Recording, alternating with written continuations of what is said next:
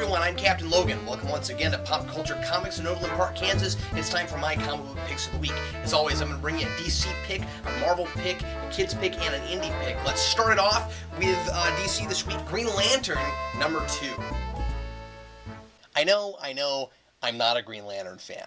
It's not a concept I could ever get excited about, but Johns is, in a way, doing for Green Lantern what he did with Aquaman number 1 for me. I gain a new appreciation for Green Lantern reading this issue. Or, should I say, I gain a new appreciation for Sinestro.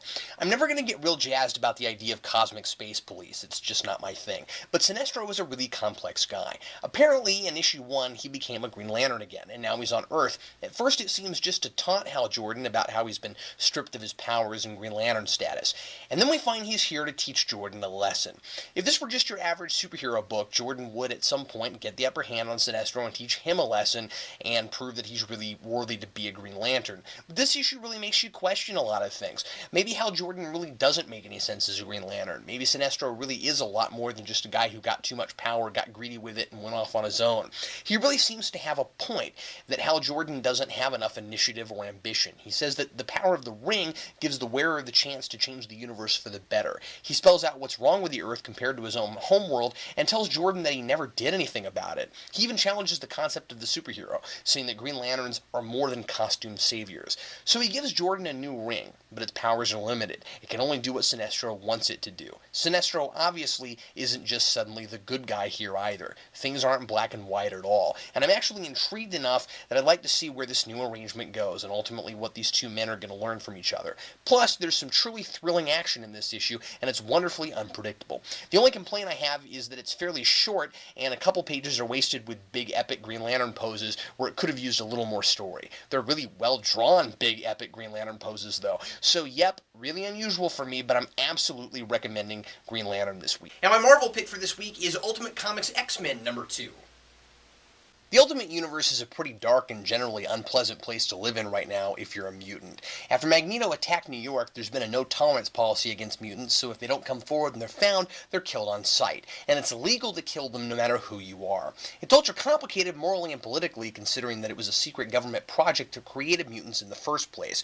It's amazing, with that being the backdrop, then, that the beginning of this issue is so much fun. Spencer writes witty banter of the highest quality between Iceman and the Human Torch. These two guys keep it incredibly light while they're fighting a Nimrod Sentinel who's after Rogue. They joke about how the Torch isn't really a mutant, and they try to decide which of their blunders during the fight is more embarrassing, because this Nimrod is really hard to beat. This humor doesn't feel like it comes out of nowhere, either.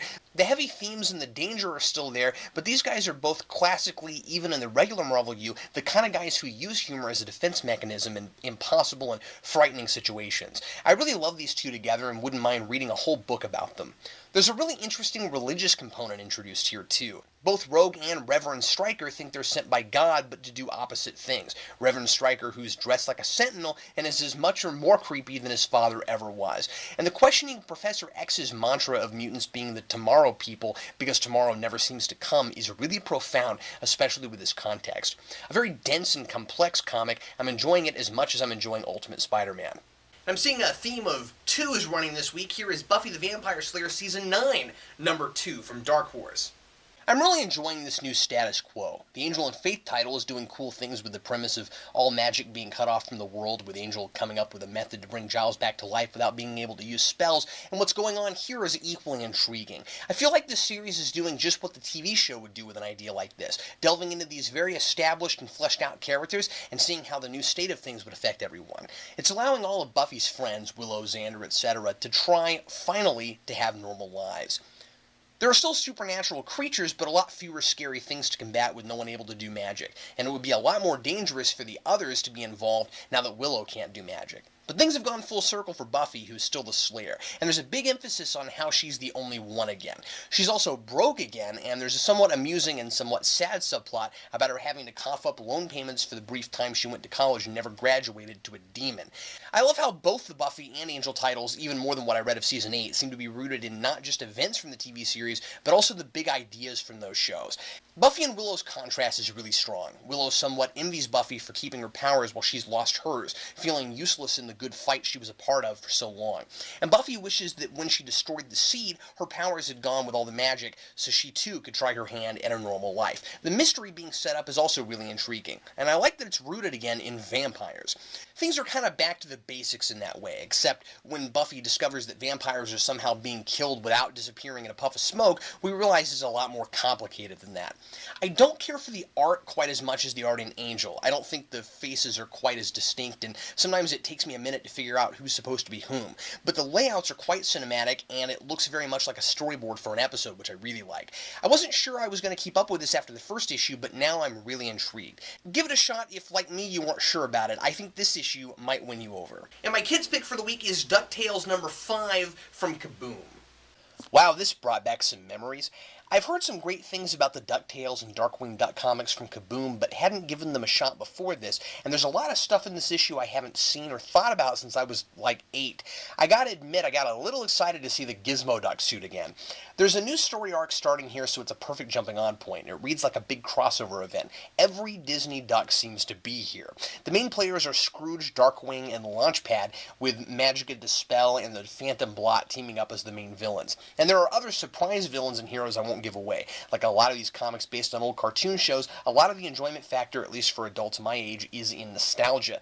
The writing is the same kind of clever I remember, with some very welcome but minor modern liberties, like Scrooge having a dummy corporation that Magic and the Phantom Blot take over, and the villains giving up on a crystal ball because it just can't keep up with real-time video like their electronic surveillance can.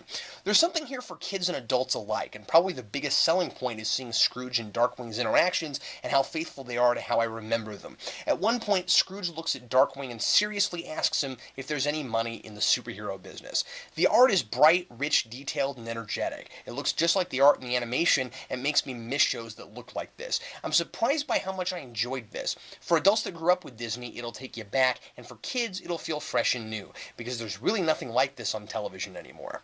And here's a smattering of other things that came out this week. Here is X-Men Evolutions number 1. This is a one-shot, and it's not a story. This is a listing of different artists who have drawn variant covers for X-Men things in Marvel lately. Actually, not things that are just X-Men, but they're all X-Men variants, but some of them are books that are not X-Men books. Anyway, it gives bios on the artists, and then it talks about the characters that appear in the pictures. Ghostbusters number 2 came out this week already from IDW. Very funny, just as good as the first issue. It's worth it just for the return of Slimer. We get an introduction for our villain here. Really great stuff.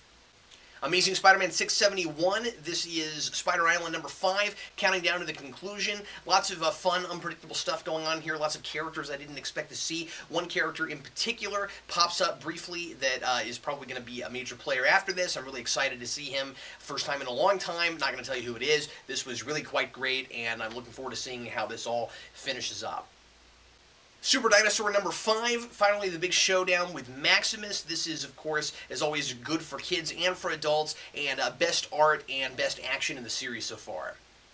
And of course, also Resurrection Man number 2 out this week, and Ultimate Comics Spider-Man number 3 out this week. 2 of my favorite books. I won't talk about them. I've been talking about them a lot lately, but those are out this week. And then DC is continuing to put out more miniseries. I don't know if they're doing 2 every week, but so far, last week they did 2, and this week they did 2. This week we got My Greatest Adventure number 1, and The Shade number 1. Well, hey, that's all my picks for this week. If you're ever in the Kansas City area, be sure to check out Pop Culture Comics right here in Overland Park, Kansas. It's my very favorite place to get comic books, and it's where I am at this very moment. If you're watching this on the Pop Culture website, be sure to check us out on Geekvolution at YouTube. You can also catch us on Twitter at Geekvolution. I do some mini comic reviews there, and on Geekvolution, I'm doing some reviews of older comics and some other underground indie things on a show called The Comic Vault, so be sure to check that out. If you have a comic store close to you and you don't live here, be sure to support your local comic book store, and thanks a whole lot for watching. I'm Captain Logan, and happy reading.